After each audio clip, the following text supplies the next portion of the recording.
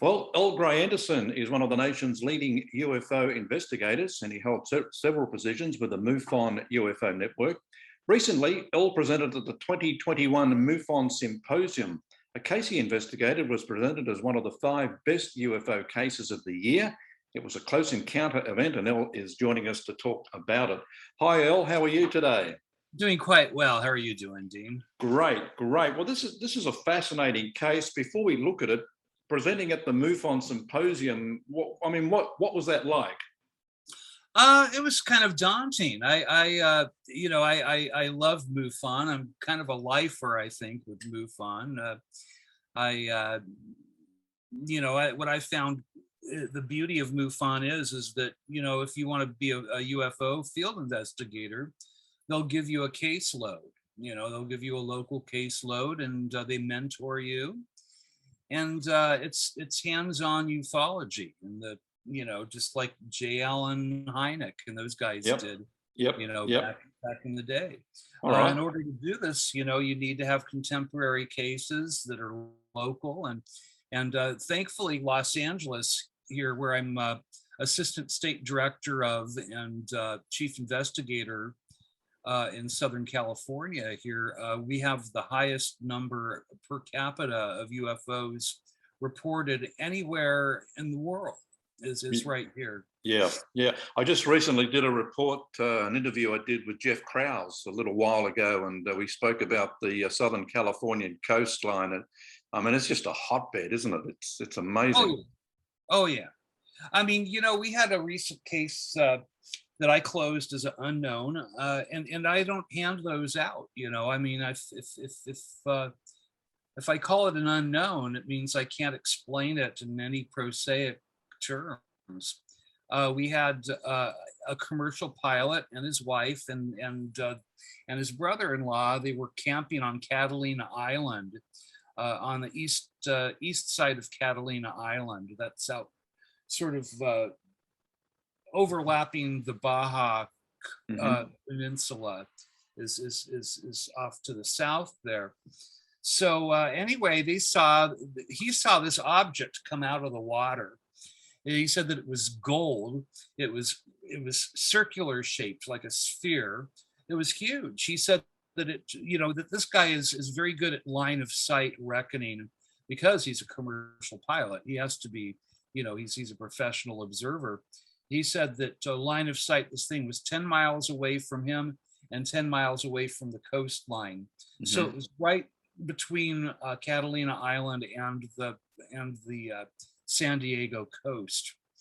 He said that this thing came out of the water. It went back down into the water and then came out again and sort of did this cross-shaped, almost like a dance in the sky. Then it just hung there, and he called his wife out, he called his brother-in-law out, and he got 2 other pairs of eyes on this thing. Nobody had ever seen anything quite like it. They watched it go back into the drink, and it was gone. And that's a proverbial. Wow. We get a lot of those. Yeah. Now I've spoken with Kevin Day, who is the radar desk of the during the Nimitz. The whole Nimitz encounter with the Tic Tac UFO, and he was on the Princeton, and he said that was the exact area where they saw the Tic Tac originally. Right. This pilot and his wife and brother-in-law had a sighting. Yeah. So it's ongoing out there, and I'm never surprised. When I get these cases that are out there, I do investigate them. I do try to debunk my own cases, because that's a part of what we do. Mm-hmm. You have to kind of check off all the boxes. But I'm never surprised out, the cases we get out there, because they all have similar markers in common. Yeah. And I always tell people that if they really want, because I love the classic UFO sighting reports. And to get a lot of those, you just need to go to the MUFON site and just read them. I mean, you could sit there for hours reading them. And I was reading one the other day. It was just fascinating. I mean, I'm just amazed how it wasn't in mainstream news. Yeah. sometimes it is now, Yep. Every once in a while we'll get one in the mainstream news, but there's still a little skittish about it. Yeah.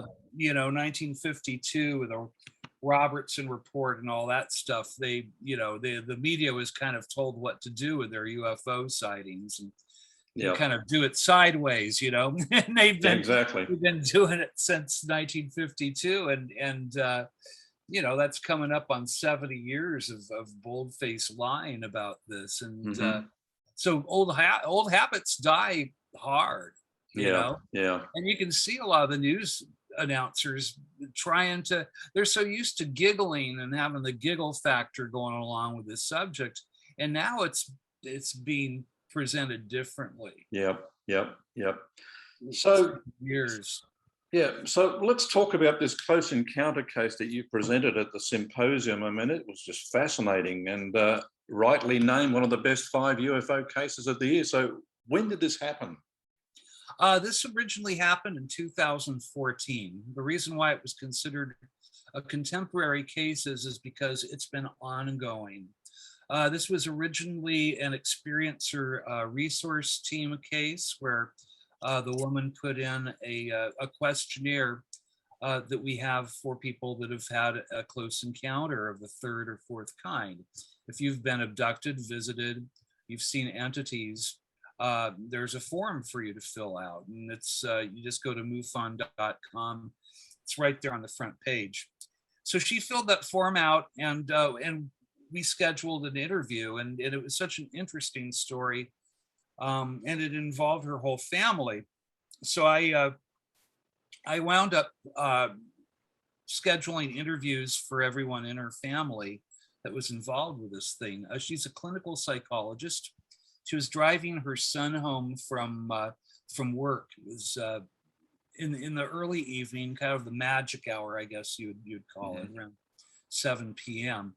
They came across this V-shaped boomerang-shaped craft that was hovering silently over this grammar school that was in Long Beach. I can't give you guys names and stuff because these people, they're professionals. They're well respected in their community. They have a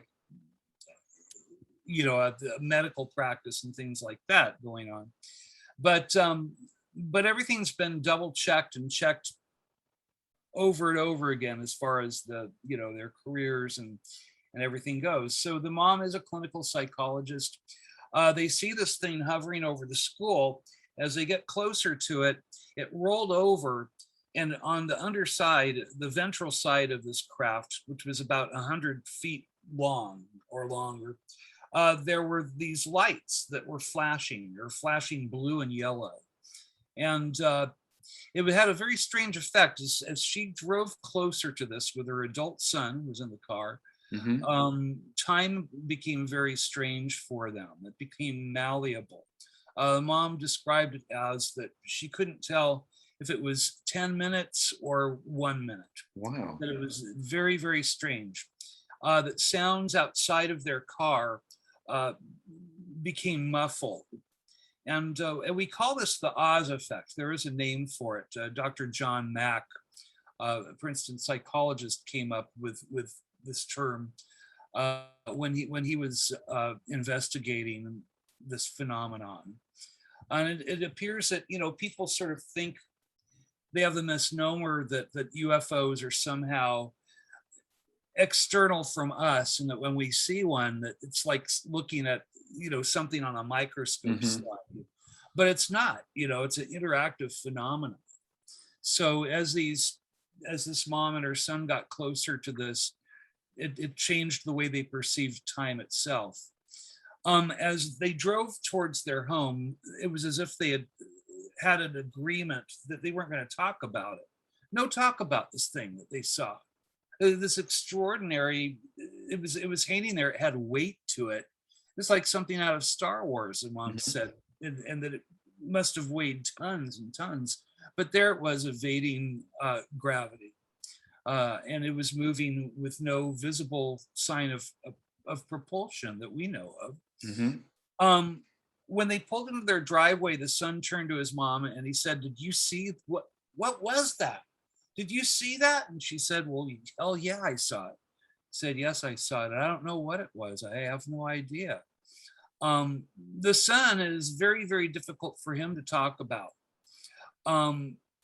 It kind of shattered his worldview. His sense of reality had been shaken. Now the mom, she told the father, and he's an MD, and they thought that this was just a strange one-off incident, that they saw a UFO, and that would be the end of it. But as often happens, it seemed to open up a door for visitations for this family. The mom started getting taken at night. It would be once every few months, and she would remember, it would be almost dreamlike, she said, where it was like a dream, but realer than a dream. And it would leave physical, like she had scoop marks from the back of her neck. Clothing had been like cut off with like a laser or something off of her body, where it was this fine, very fine line that you could see. And she would wake up in the kitchen, right? The husband, he would wake up, he would see lights in their room, and he would try to move, and he would suffer from paralysis. He said that it was just like suddenly he was a quadriplegic. And very intelligent man. He's an MD. Both he and his wife, are pillars in their community. People look up to them, but they have this extraordinary and crazy story, and it's ongoing. So that was the case that I presented at the symposium. It sort of had a little bit of everything, I have found that with most of your really good UFO cases, that it's not just some random sighting, that there is a reason. It's like a teachable moment, or that, I think that we're being retooled as a species. Our sense of reality is being changed to more of a reality that has more magical elements to it. Right. I think of it as this, that we're still holding on to Newtonian physics, which are it's just a quaint operating system to be running the human race off of. Yep. And we know that quantum mechanics is what the universe is built on, what it works off of. So we're sort of, trying to use a hammer to do a screwdriver's job. It's just wrong. Yeah. Was it a benevolent experience for them? It was a mysterious experience for them. The mom said that she felt like it wasn't malevolent, but it wasn't necessarily benevolent, that it was now she's experienced that there are two different types of beings that she has had face-to-face encounters with. The tall grays, which are more just kind of work a day force, almost like the worker bees. Although they're not the small grays. She's seen the taller grays, which seem to have their own intelligence about themselves, and but also she's seen the mantis, and they seem to be in charge, and they look like these giant praying mantises. They're quite daunting to be in the presence of. She said that it would make her that she would be horrified, except that such a sense of overwhelming empathy comes from when she's met with these mantis creatures. So, and we've found this in other cases, that they appear to be in charge. They appear to be very, very intelligent, very, very empathic. They feel emotions like we do, and they project those in their communications. Yeah. Were they communicating with these people? With the mother, yes. Yeah. The father doesn't remember any communication. He feels like they are just, that if he doesn't sleep through it, that they paralyze him, so he's not stopping what's going on. Yeah. There's probably a couple of things going on. There may be DNA farming going on, which, we've seen this going on for many generations now. Seems to be a generational thing too, where they'll find families. The mom, her sister, had an experience when she was a little girl. where she saw a UFO and saw beings. So sometimes it can be a multi-generational thing, or it can be a familial background. Right, right. It's amazing what opens up when you start digging a little deeper. Did she have any clue that her sister had an experience? She had heard about it, but didn't take it seriously when she was a little girl.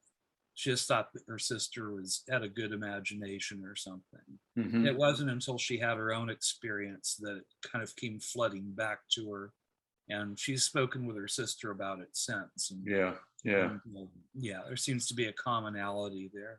So, do you know whether the visitations are still happening today? Yeah, they are still happening. I'll get a text from her every couple of months or so. I have her keeping a journal, a very detailed journal. If there are marks, I have her take photographs. She's had the scoop marks. She's had some triangular-like marks. And we find these from case to case, very similar marks from person to person, and we don't really share. I don't really show people, out there on social media or whatever, what the marks look like. No. Usually, except for the very generic looking ones. If it's just a scoop mark, well, we've all seen that. Yeah. And those I share. But we do see very kind of elaborate, marks. From case to case that seem to be left from the same, or similar species. Yeah. The shape of the craft is interesting. The boomerang shape. I think that's the same shape that crossed over Phoenix back in '97. Yes. We have had quite a flap, and I don't use that word lightly. Cheryl Costa and Linda Costa, they've written a wonderful book about UFO statistics from state to state, county to county. It's right here. It's called UFO Sightings Desk Reference. Mm-hmm. And it's been very helpful to me in that I was able to see that, hold on 1 second. Don't want my library to fall down around the ears here. That we were able to see a definite spike in V-shaped craft sightings that started back in the 1990s, around 1997. And it grew up until the early 2000s, and now it just kind of reached a peak, and it just is staying there. Yeah. And people are seeing and reporting them regularly. I've had another one that was in the MUFON Journal a couple months ago that was in Long Beach, that was seen by a gentleman who was just in his backyard, doing his exercise routine. He had his weights over his head, and then he sees this thing almost drop the weights on himself, And let's see, I had a guy in Palm Springs recently that reported a V-shaped craft, same light configurement, same kind of thing. When it got close to him, time got strange. Things became kind of weird for him. Mm-hmm. So we see a pattern there. Yeah. I keep thinking about the Australian Aboriginal people, the oldest humans on the planet, and their legendary connection with the Pleiadians, back when, and of course the Australian Aboriginals are famous for producing the boomerang. And you just wonder what the connection was from back then, whether they were taught that shape and that it does fly and it does return. And so, I mean, I probably need to have a chat with Stephen and Evan Strong down there about that, but it's just fascinating when you think about it, and you see all the boomerang-shaped sightings. It's a thing, I mean, it's not something that I made up. I can look at the numbers, I can show them to you from county to county. We just had this spike, and it's we're not alone. Yeah. Yeah. And I wonder about the shape as well. I Yeah. wonder as Yeah. well. One of the sightings, or the biggest sighting that I had back in Sydney in '04, I was just sitting on my balcony, and when you described the effect of time almost standing still, I mean, that's the exact effect that I went through. And that was the night of the UFOs in Australia that evening. They were all over the place, and this thing was gliding past basically my front yard, and I just stood there 11:30 at night, just what? And it was just covered in mist. But the thing that struck me is how everything just slowed to a walk. I mean, everything was still, and I was kind of felt like I was in a bubble. It was it wasn't. It was more a triangle shape than the actual V shape. But yeah, that was a shape. But it was more. Well, I mean, it was hard to tell because it was enveloped in mist, but it did appear to kind of be a silver type shape. So you mentioned that it was enveloped in mist. So I have an interesting footnote to this case that was one of the five. They chose one of the five of the year. Mm-hmm. Is that the front of the UFO, where it should have aesthetically gone to a point, that it was shrouded in, like it was carrying a little cloud around it with itself. Mm-hmm. Now, the guy that recently saw a V-shaped craft in Long Beach, he said the same thing, that it seemed like it was covered with like it carried its own cloud with itself. So right. I'm thinking that, we're seeing this with the craft that this woman and her son saw. It was just on the front part, so maybe it hadn't dispersed yet, and maybe that's because I don't think that these are sightings for everybody out there. I think that people have UFO sightings for specific reasons, that it's personally for you. Mm-hmm. That you saw the craft that you saw, you were supposed to see that was your UFO. Yeah. And I mean, they don't do it for giggles, No. Knows. And it was just I was just in awe of the way that I was kind of almost put inside a bubble, and things just stopped still. And I've had a close encounter too, and that's how I describe it. Yeah. It felt like they create a little bubble of reality that where their physics works, and it's very much like magic. I mean, the way the universe works is certainly not Newtonian thing. It's normal for a wave to take on the attributes of a particle if you're expecting it to take those attributes on. And so, a particle, they had to come up with the word wavicle, which is a nonsense word, to describe this effect with a two-slit experiment, because depending on what the scientist was expecting to see is what they would get. It was interactive. Yeah. And it's the same thing with the UFOs. People, some will claim to be able to summon UFOs to themselves.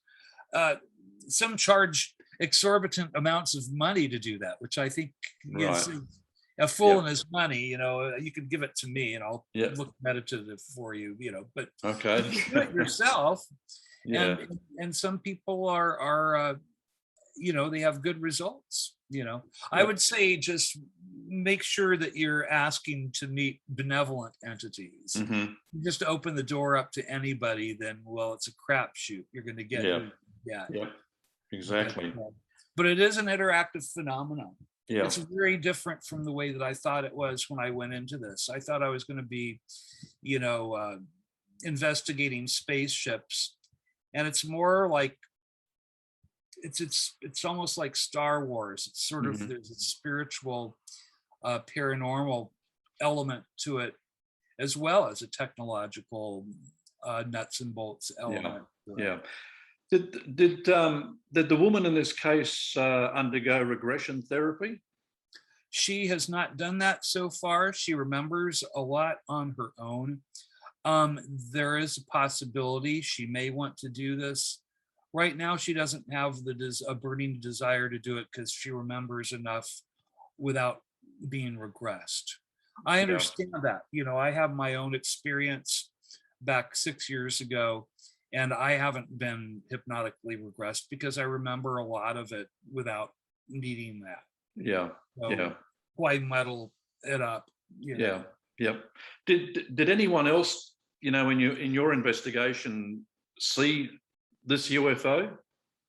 No, nobody else reported it. In fact, there was a news van that the mom saw parked like Wow. the next street over, like oblivious to, but again, I think that they create that bubble where you experience this. We had another case, certain cases, they just stick out for you, and you notice simpatico elements from case to case. Mm-hmm. We had another one back in 1975 where the mom and the three brothers have finally gone on record. The mom's in her 90s now, but they had a close encounter with a flying saucer up near Costa Mesa area. It's where these guys were living. And when it got close up to them, again, time stopped outside of their vehicle. Now, usually people, when they're being abducted or visited, it's in their bed. It's in their bedroom. It's late at night. Yep. And so people will say, oh, I couldn't hear noises on the street. It just became unnaturally quiet. But we never really knew why it became like that. Well, in this case, and when there are other cases that are similar to it, they could see outside of their car windows, and they saw this guy that was walking across the street. He had one foot extended and the other foot held back, and his time literally stopped. It was like something out of the Twilight Zone. Outside of their car, the one guy said, I imagined that if we had seen birds in flight, that they would have just been stationary. It wasn't until their UFO took off, and again, they don't know if it was 10 minutes or an hour. And all three boys, one was like 11, 12 years old. They were, different ages down to the youngest, who is a toddler. All appropriate reactions for that age, and the mom, it was just overcome by the beauty of this craft and the lights. And she said, I had to look at the lights. They were so beautiful. But then I was worried that, that they were waiting at the crosswalk, and she was afraid that her light was going to turn green, and put her boys in danger somehow. And that kept her tethered to Earth somehow. But a similar case with a close encounter of mom and the sons, and time more or less stopping for them, or at least being malleable, and it opened up their lives to further high strangeness. Chuck Zukowski once told me that he never closes cases. He says they're never really closed. Is this one still ongoing? I consider all cases to be open still. That's the way that I look at them as well. I mean, with MUFON, you're supposed to have the case closed in 2 to 3 months. Right? You're supposed to have come to a determination to the best of your ability what the person was seeing. And, 90 to 95% of the time, it'll be a prosaic object. It'll be Mylar party balloons, in an up current, or it'll be a Batman balloon that looks like a triangle, or but it's that 5 to 10% that we can't explain that makes it all interesting. Yeah. All right, prosaic. Yeah. Magical. Well, since we last spoke, Earl, have you encountered any other cases as interesting as this one in the last 12 to 18 months? They're always I always have interesting cases. I always have them ongoing. Right now, I've got a couple of cases that are very, very interesting. I've had some interesting, just a lot of interesting doors open up recently. Right. Also, I've had the chance to do a little bit of television, which is always fun, and it's good to get the word out there. I have a very specific way of looking at this phenomenon, and so it's nice when I get to just kind of talk about it with Yeah. somebody like yourself Yep. and media and do this. So I was recently on Mythbusters offshoot called Motor Mythbusters, Mm-hmm. where we did scientific UFO related experiments with Right. callers Great. to see if an EMP will stop an electric car in its tracks like it would a 1950s police cruiser, Yep. for Yep. instance. Yep. And then I'm also on another. Well, Demi Lovato has recently come out, the R&B singer, as an Yeah. Yeah. experience. It's fascinating. So I'm on one of the episodes of Demi Lovato's show. Okay. Okay. So I've been busy. Yeah. Yeah. I mean, it's fantastic when the when the celebrities will come out and talk about Yeah. this stuff, and we've had a few over the years, but not enough. And I'm sure there are plenty of them that are just keeping Well, quiet. I know a few that I can't mention. Yeah. Very, very famous people. Yeah. Actresses and musicians, etc. That don't want their name attached to it. But then you've got John Lennon even saw with May Payne, his old living girlfriend. They saw a UFO together in New York back in 1976. And he was very upfront about it, and he even wrote a song about it. Mm-hmm. Yeah. So some people are very open to sharing their experiences, but you have to respect the person. Others are not, and you have to respect the person's desires and that. Mm-hmm. You've been at MUFON for some time now. I often wonder if UFO or alien encounter events are understated. I think, are we hearing all the reports we hear? Are they all the sightings that happen, or there are obviously ones that don't get reported? I try to get the ones that I think are interesting that I close or that are closed locally here out into the public, if even just through Facebook. I'll sometimes, make a big post and tag people on it. But there's so many sightings and so many good sightings, and no, they're not all reported out there. Mm-hmm. Since I've been doing this, since I've been working as a field investigator for MUFON, I've closed upwards of 733 cases now, I think, personally. Mm-hmm. Wow. Out of that number, there's about 50 or 60 cases that I've deemed to be unknowns. Unknown, right. Where I was not able to blame it on balloons or a drone, or we get so that you recognize a drone on flash mode and things like that. Yeah. In a lot of these cases, they'll come in and I'll see the video and it's like 2 seconds later, or the Starlink satellites with SpaceX over and over again. People will put that in and say, "Oh, I think I saw the Space Force." It's like Mm-hmm. one UFO, another UFO, another, and they're perfectly spaced from each other, going across the sky. It's like, it's the new satellite train. Thanks, Elon Musk. Right. Yeah. For ruining our night observations. Yep. I remember doing a report not long ago and posting it in some of the groups online, and it was about becoming a MUFON investigator or a UFO investigator, and people were getting pretty excited until they read at the end that it's a non-paid job. And I thought people would just jump at the chance to be a UFO investigator, paid or not paid. Now people want to be paid, but if that, what? Okay, I don't have a problem with getting paid to teach a college class or getting paid for certain things. Okay, if I do, if I'm in a film and I had to do research or something, you don't muzzle the cattle as they're, as they're working the fields, right? But if it were for money, you'd have to wonder about everybody's intentions. Yeah, exactly. And that's actually a good thing about MUFON, is that if you're doing this to make money, there are much easier ways to do that. Mhm. Music business.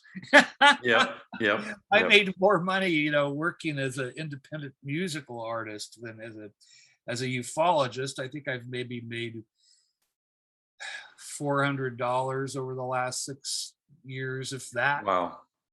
So yeah, it'll pay for gasoline, it'll pay for a hotel room sometimes, Mhm. but it's for the love of the phenomenon. That's why I do it, because I want to understand this thing as much Yeah. as it's possible to understand. So how does someone who wants to be an investigator get started? Easy peasy. You go to MUFON.com, and it says right there on the front page, become a MUFON field investigator.